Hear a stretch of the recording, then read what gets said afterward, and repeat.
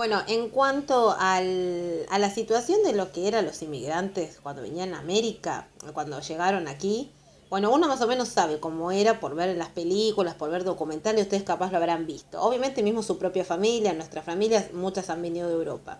Obviamente que ellos venían en un contexto económico negativo en Europa, llegaban a América, muchos venían con promesas de trabajo o con promesas de tierra. La verdad no era así, mucho era mentira cuando llegaban. Hemos tenido muchas oleadas acá. Después de la epidemia de fiebre amarilla, lo primero que se pensó es traer gente. Hay que traer gente para poder poblar la Argentina. Esa gente tenía que ser franceses e ingleses. No podían ser gente que viniera de otro lado. Lamentablemente, ¿quién vino? La gente pobre. Españoles, italianos, rusos. Cuando hablo de rusos me hablo de toda la comunidad que era eslava. O sea, en esa época no existía Ucrania como país. Estaba el reino de Polonia. Entonces, o sea, todos los países que serían, o sea, que eran, que después se formaron también, después cuando, se acuerda que hablamos de cuando cayó la Primera Guerra, cuando terminó la Primera Guerra Mundial, y después con la Unión Soviética, cuando veamos la Unión Soviética y veamos todo cuando se finaliza la Unión Soviética y los países se separan, entonces se van a formar muchos países nuevos que no existían anteriormente. Algunos hasta van a desaparecer, como Yugoslavia. Entonces venían rusos, árabes también lo mismo, se decían los turcos, pero no eran de Turquía, eran gente de países árabes. Y así de una gran cantidad de países de Europa. Los lugares obviamente que fueron elegidos en su momento fueron Estados Unidos, obviamente que fue mucha comunidad inglesa e irlandesa por el idioma, y Argentina y Brasil. Españoles, italianos, especialmente por el tema del idioma, y después gente que no hablaba el castellano en ningún sentido, pero bueno, o tampoco el portugués tal vez, pero venían. Vinieron mucho más a la Argentina que a Brasil. A Brasil no fueron tantos, pero hubo una comunidad grande, alemanes, todo eso. Después hubieron otras comunidades que llegaron en otros momentos a otros países, como una comunidad japonesa al Perú, también que fue muy grande. Bueno, alemanes que vamos a ver después, en la época del 45, todos los jerarcas nazis que se escaparon. Eh, y bueno, también mucha gente fue corrida obviamente por la guerra, por la Primera Guerra Mundial, por la Segunda Guerra Mundial, por la Guerra Civil Española, por epidemias que había en Europa también. Entonces, bueno, eso hizo que vinieran a América.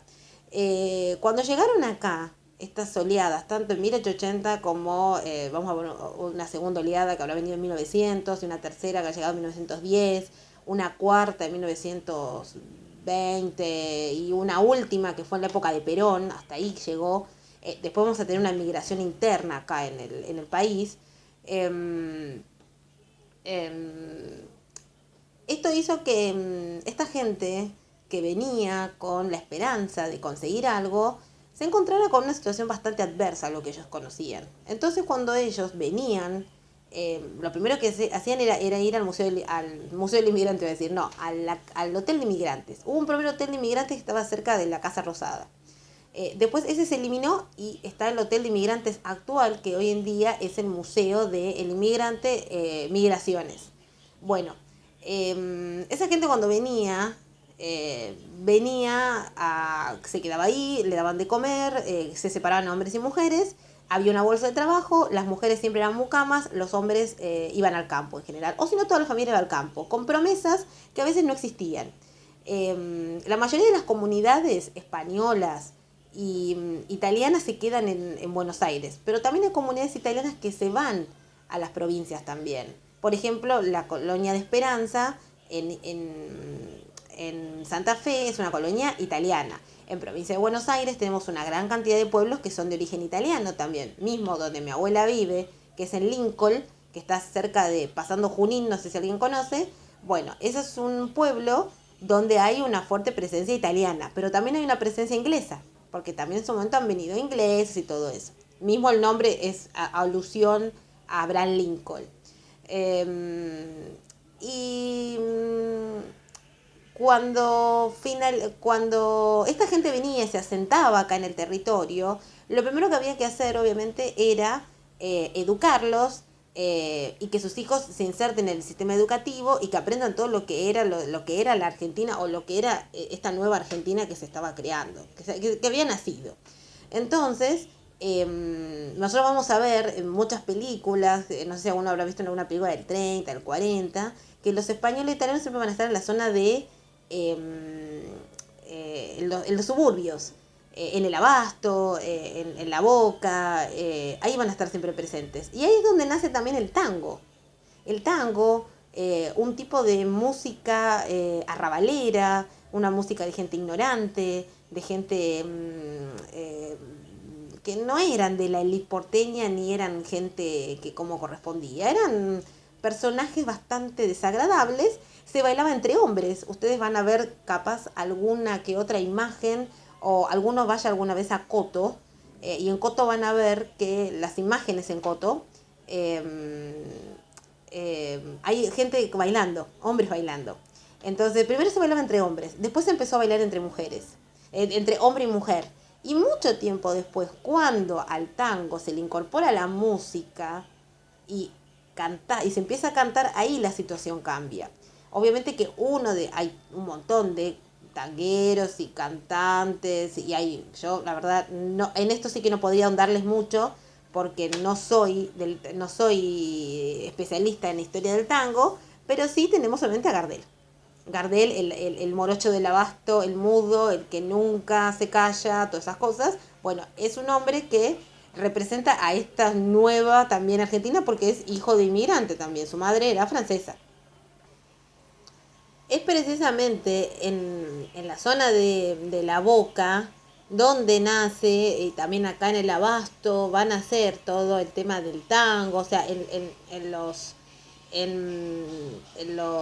suburbios de Buenos Aires van a hacer esta nueva música muy representativa y donde justamente muchos que van a ser parte de el tango son italianos, familia de italianos. Muchos no solo italianos, sino europeos que van a venir acá al territorio, se van a sentar en el territorio y no se van a ir nunca más.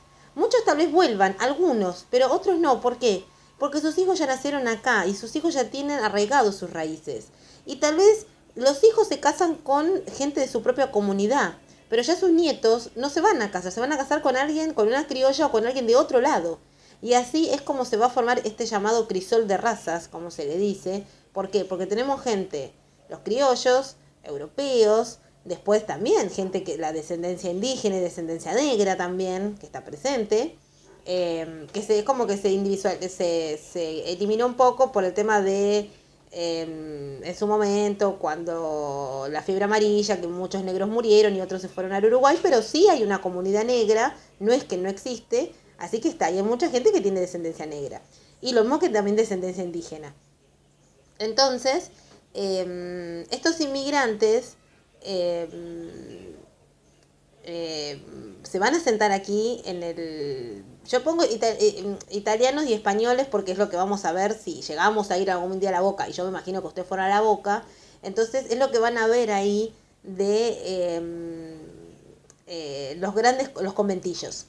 Ellos se van a sentar en estos conventillos. Estos conventillos justamente son casas que habían dejado la élite con el tema de la fiebre amarilla. Si ustedes yo les pregunto, ¿dónde empezó Buenos Aires? Obviamente ahora no me van a contestar. Yo hago como si estuvieran contestándome, pero me imagino que están pensando, ¿por dónde será? Plaza de Mayo. En Plaza de Mayo fue todo. En Plaza de Mayo, lo que conocemos hoy en día como Plaza de Mayo, ahí comenzó Buenos Aires. Los barrios más antiguos, San Telmo, San Cristóbal, o sea, esos son los barrios más antiguos, o sea, toda la parte de Plaza de Mayo. Tengan en cuenta que todos tienen un modelo español. La plaza, los organismos de Estado, la iglesia, el fuerte y las casas principales. Bueno, esta gente en la primera fiebre amarilla se escapó directamente, agarró y se tomó el palo y se fue a otros barrios. Acá se formaron otros barrios como Flores y todo eso. Bueno, ellos se van a otros barrios y estas casas quedan.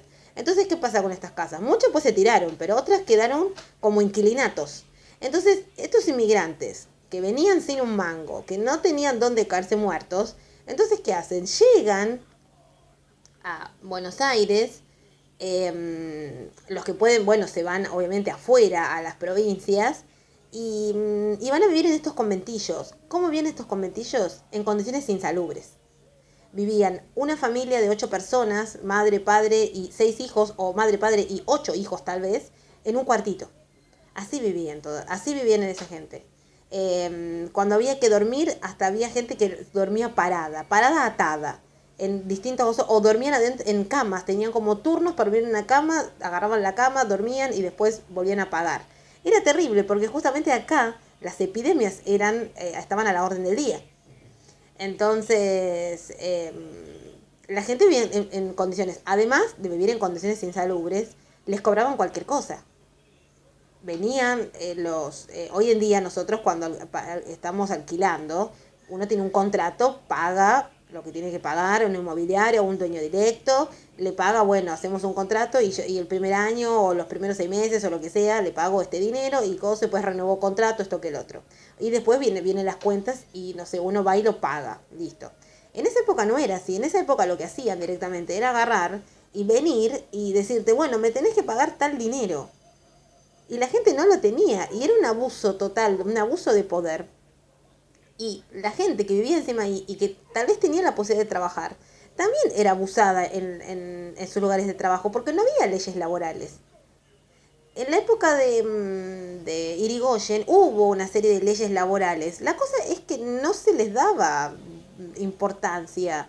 Se los amenazaba con, bueno, si te quejas mucho, si no te gusta, andate y te vas a quedar sin trabajo. Entonces las mujeres embarazadas, con chicos chiquitos, iban a trabajar y necesitaban ese trabajo porque era el único sustento.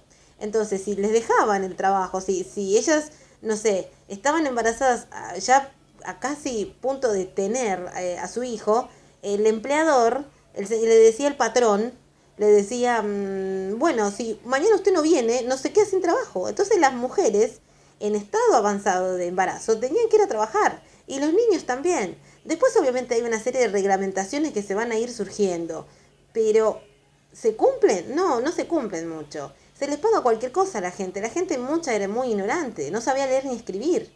Entonces estaba muy indefensa. Es por eso que después va a aparecer ese rol de los sindicatos y sí vamos a ver la diferencia con la llegada del peronismo. El peronismo puede generar un montón de resquemores, problemas, lo negativo, lo positivo, todo como todo, pero sí, en la década del 50 ya vamos a ver 45, 50, vamos a ver un cambio muy importante en cuanto al trabajador. Después le podemos reprochar un montón de cosas al peronismo. Cuando veamos peronismo, hay para reprocharle de todo. Y uno puede tener una postura distinta, cada uno. Pero sí hay más derechos a los trabajadores. Se hace respetar esos derechos a los trabajadores. Bueno, volviendo. Durante la década estas 2 primeras décadas, que es más o menos lo que estaba en este proyecto, década del 10 y década del 20, vamos a tener una gran cantidad de inmigrantes que van a vivir en estos conventillos, que van a trabajar van a trabajar en almacenes, los almacenes del gallego, en restaurantes que van a estar todo en esta zona, y van a nacer sus hijos, y bueno, esos hijos van a ser distintos, porque ya el abuelo vino sin nada, el padre se compra un negocio, y el hijo, el nieto se compra la cuadra completa. Entonces, hay toda una costumbre del trabajo y todo eso que viene muy arraigada de ello. También había gente vaga, también había gente mala, también había chorros, porque no vinieron solamente gente buena, como siempre, vinieron también gente maldita. Así que eso había en todos lados. Acá los que iban a las provincias, pasaba. O sea, no es que era solo gente toda buenita la que venía y todos venían a trabajar. No, muchos eran un montón de chantas que venían, se subían a un barco y seguían choreando y haciendo las mismas maldades que hacían en Europa. Pero bueno, venían, por lo menos la otra población, la otra gente, venía a buscar y a forjarse un futuro. Y bueno, eso se ve muy bien reflejado en lo que es La Boca, en lo que es Caminito. Hay muchísimas películas que reflejan este periodo, películas argentinas de la década del 30-40, que nos muestra cómo era la Buenos Aires de este periodo.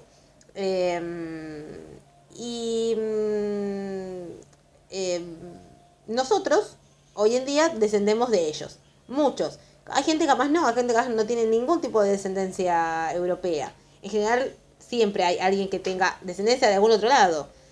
Árabe también, rusa, lo que sea. Pero bueno, esto es más o menos el contexto en el cual se movían estos inmigrantes. Llegaban de Europa con promesas, muchas se cumplían, la gran mayoría no, algunos se iban a las provincias, en las cuales se identificaban donde ellos venían. Por eso hay una gran comunidad árabe en el norte, por eso hay una comunidad rusa, fuerte, alemana, rusa, en todo lo que es la Mesopotamia. Por eso tenemos una comunidad galesa en el sur.